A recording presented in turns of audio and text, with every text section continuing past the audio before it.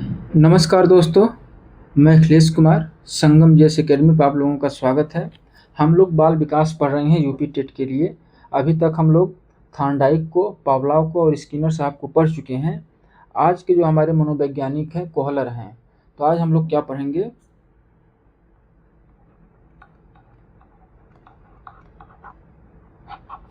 Kohler का सिद्धांत।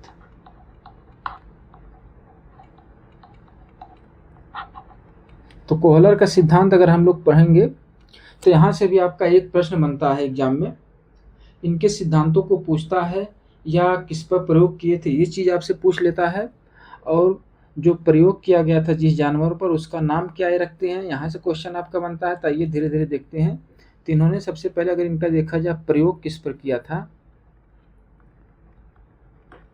इनका अगर प्रयोग हम लोग देखेंगे तो इन्होंने अपना प्रयोग जो था किस पर किया था, चिंपैंजी पर किया था। ठीक, किस पर प्रयोग किया था, चिंपैंजी पर किया था। इसका एग्जाम एक और नाम से पूछता है, क्या वन मानुस। अगर चिंपैंजी नहीं है तो वन मानुस के नाम से आ जाता है। ठीक है। और कई बार प्रश्न पूछा है, कोहलर ने जिस जानवर पर प्रयोग किया था तो उसका नाम क्या था, चिंपैंजी, उसका नाम क्या रखा था, तो इसका नाम इन्होंने क्या रखा था, सुल्तान। ठीक, चिंपैंजी का नाम इन्होंने क्या रखा था, तो सुल्तान रखा था। तो यहाँ से आपका एक प्रश्न बनता है। ये चीज़ें आपको याद होनी चाहिए। अब देखते हैं इनका प्रयोग, इनमें किस प्रकार से प्रयोग करते थे। क्या करते हैं, एक लोहे का पिंजरा लेते हैं। ठीक है, क्या करते हैं, लोहे का पिंजरा लेते हैं और इसके ऊपर जो छत है, इसके छत पर एक क्या, केले लटका देते हैं। ये क्या लटका देते हैं, केले, केला लटका देते हैं। और यहाँ पर चिंपैंजी होता है अपना। तो ये जब केला को देखता है तो केला को देखने के लिए उछल कूद करने लगता है। इसको सोचता है कि कब मिल जाए, कब खा लें। तो उछल कूद करके जब थक जाता है तो इसके साथ ही कोहलर ने यहाँ पर क्या रखा था, एक छड़ी रख दिया था, या डंडा रख दिए थे, छड़ी रख देते हैं और यहाँ पर 2-3 बॉक्स रख देते हैं। जब ये थक जाता है चिंपैंजी तो इसको लगता है तो मिल नहीं रहा है, तो फिर वो डंडा उठाता है। तो उसका कहता है अच्छा, जब वो छत की तरफ उठाता है तो डंडा कुछ दूर तक पहुँचता है। फिर उसकी नज़र बॉक्स पे जाती है। जब बॉक्स पे जाती है तो बॉक्स को इकट्ठा करता है, उसको एक सीक्वेंस में लगाता है उस पर चढ़ के, और क्या करता है, उस केले को प्राप्त कर लेता है और उसको खा लेता है। तो इससे क्या निकल के आता है कि सूझ निकल के आती है, यानी कि उसके अंदर क्या विकसित होती है, सूझ विकसित होती है। तो यहीं से एक निकल के आता है आपका क्या सिद्धांत, सूझ या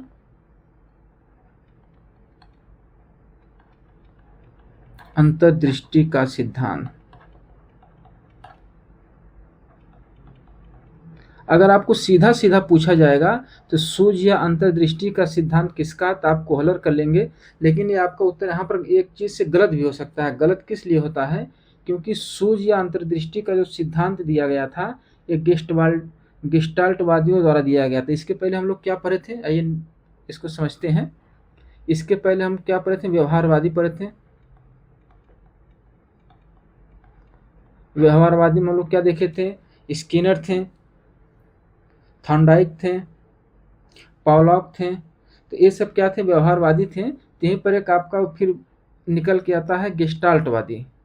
तो गेस्टाल्टवादी में अगर हम लोग देखेंगे तो सूझबूझ में अगर आपका प्रश्न पूछता है तो सूझबूझ का सिद्धांत अगर गेस्टाल्टवादी दिया है तो आपको गेस्टाल्टवादी पर ही मानना पड़ेगा। अगर गेस्टाल्टवादी नहीं दिया है तो आपको मतलब कि क्या करना है, कोहलर पर मारेंगे तो आपका उत्तर सही हो जाएगा। ठीक है, तो ये थोड़ा सा गेस्टाल्ट मनोविज्ञान के बारे में जान लेते हैं। यहाँ से भी आपका प्रश्न बनता है,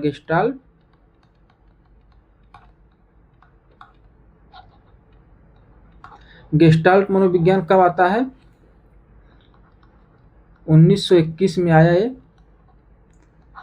कब इसका विकसित होता है, तो 1921 में। इसके जनक कौन थे, गेस्टाल्टवाद के जनक कौन थे, क्या, गेस्टाल्टवाद के जनक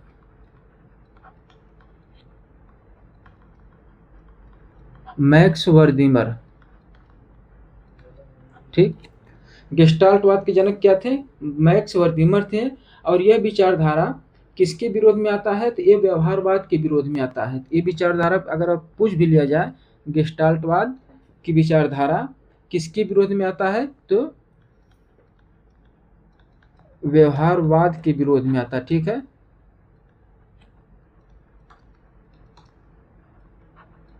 किसके विरोध में आ रहा है? व्यवहारवाद के विरोध में आ रहा है। तो व्यवहारवाद का विरोध किसका, विशेषकर किसका था? थॉर्नडाइक का था। व्यवहारवाद में इन्होंने विशेषकर थॉर्नडाइक का विरोध करते हैं। ठीक है, और थॉर्नडाइक के क्या अभ्यास के नियम का विरोध करते हैं। उनका नियम क्या कहता है कि कोई बालक अगर किसी भी परिस्थिति का बार बार अभ्यास करेगा तो उस चीज को सीख जाएगा, आसानी से सीख जाएगा। लेकिन इन गेस्टाल्टवादियों ने क्या कहा कि जब समस्या, अगर बालक के सामने समस्या है और वह उसका मतलब कि समाधान तुरंत खोजता है या प्रत्यक्ष रूप से खोजता है, ये होता है। ये नहीं कि मतलब कि कोई एक समस्या, कोई एक केस आपके पास है, उस समस्या का समाधान सीखते सीखते करेगा, नहीं।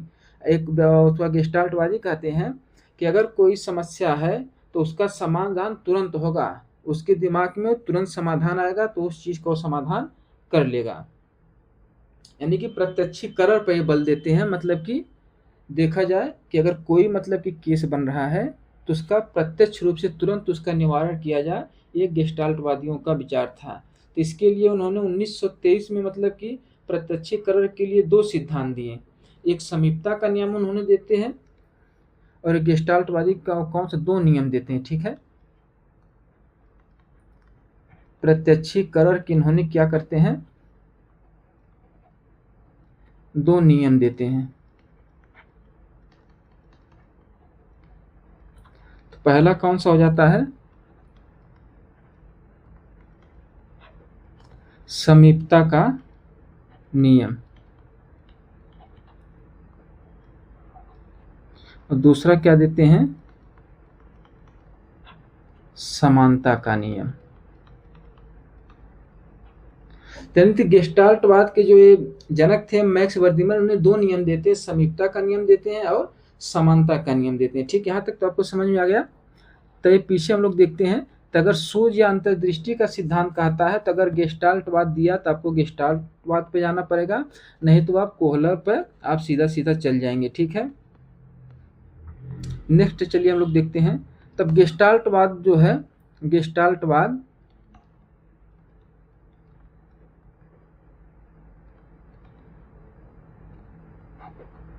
अगर इसका अर्थ हम लोग देखते हैं तो इसका अर्थ क्या हो जाता है? संपूर्ण रूप से। अर्थ क्या होता है? संपूर्ण रूप से। नोट करते हुए आप लोग चलिएगा, संपूर्ण रूप से। ठीक है, गेस्टाल्टवाद के जनक आप लोग जान ही गए। अब इसमें देखें, गेस्टाल्टवाद में तीन थे, एक तीन लोग थे।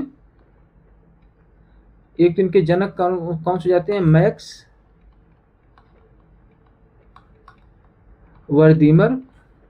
ये भी आपका पूछ लेता है गेस्टाल्टवाद में कौन कौन से मनोवैज्ञानिक हैं। दूसरे कौन हो जाएंगे? कोहलर। और तीसरे आपके हो जाते हैं कोफका। यानी कि अगर गेस्टाल्टवाद के मनोवैज्ञानिक अगर आपसे पूछ लिया जाए तो मैक्स वर्दिमर हो जाएंगे, कोहलर हो जाएंगे और कोफका हो जाएंगे। तो यहाँ से इन लोगों का क्या, एक कोहलर का और फिर एक और इसके बाद देते हैं सिद्धांत। मतलब कि एक सिद्धांत इनका और हो जाता है, नेक्स्ट में हम लोग करेंगे सिद्धांत। तो समग्रवाद का सिद्धांत देते हैं। ठीक है, अगर आपसे पूछ लिया जाए समग्रवाद का सिद्धांत किसने दिया तो क्या उत्तर हो जाएगा आपका? कोहलर। और दूसरा इन्होंने क्या देते हैं? संपूर्णवाद का सिद्धांत।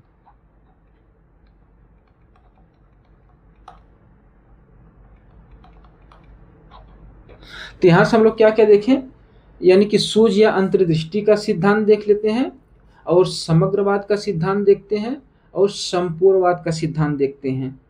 और एक गेस्टाल्टवादी कहाँ के थे, ये भी आपका प्रश्न पूछ लेता है। तो गेस्टाल्टवादी जो थे कहाँ के थे?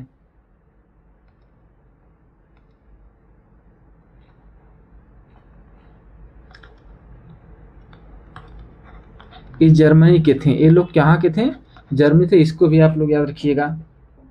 और ये जो कोहलर क्या कहते हैं, कोहलर यानी कि गेस्टाल्टवादियों का सीधा सीधा एक विचार आ जाता था, क्या था कि सूझ के लिए क्या समस्या होनी चाहिए।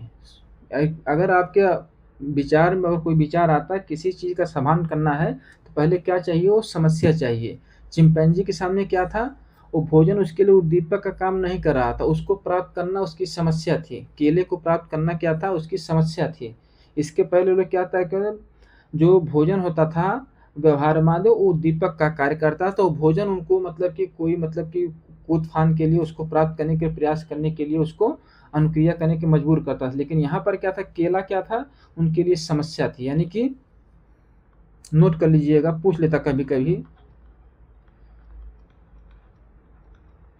सोच के लिए समस्या का होना जरूरी है। ये किन लोगों का विचार है, तो ये गेस्टाल्टवादियों का विचार है। अगर गेस्टाल्टवादी नहीं है तो कोहलर का विचार है। तो हम लोग यहाँ से क्या क्या देखें, यानी कि कोहलर के सिद्धांत में अगर पूछा जाए प्रश्न आपका क्या क्या बनेगा, एक तो उनका मतलब किस पर प्रयोग करते हैं, चिंपैंजी पर। चिंपैंजी को अन्य नाम क्या दिया जाता है, वनमानुष दिया जाता है। और उस चिंपैंजी का नाम क्या रखा जाता है, तो चिंपैंजी का नाम सुल्तान रखा जाता है। अगर इसके बाद अगर देखा जाए तो सूझ या अंतर्दृष्टि का सिद्धांत कौन सा किसने दिया, तो गेस्टाल्टवादियों ने दिया। अगर गेस्टाल्टवादी नहीं है तो आप सीधा क्या उत्तर लगाएंगे, कोहलर लगाएंगे। इसके बाद हम लोग देखते हैं तो गेस्टाल्टवादियों में कौन कौन से मनोवैज्ञानिक आते हैं, तो वैक्स मर्दिमर आते हैं, कोहलर आते हैं, कोपका आते हैं। और कोहलर का और कौन सा सिद्धांत देते हैं, तो समग्रवाद का सिद्धांत देते हैं। उसके बाद कौन सा सिद्धांत देते हैं, तो संपूर्णवाद का सिद्धांत देते हैं। गेस्टाल्टवादी किस देश के रहने वाले थे, तो जर्मनी के रहने वाले थे। गेस्टाल्टवाद का विचार कब आता है, तो 1921 में आता है। ये सब आपको चीज़ें यहीं से इतना ही प्रश्न आपका बनेगा। अगर ये आपका तैयार हो जाता तो ये टॉपिक भी आपका क्या हो जाएगा, तैयार हो जाएगा। अब नेक्स्ट वीडियो में हम लोग मिलेंगे, तब तक के लिए जय हिंद, धन्यवाद, नमस्कार।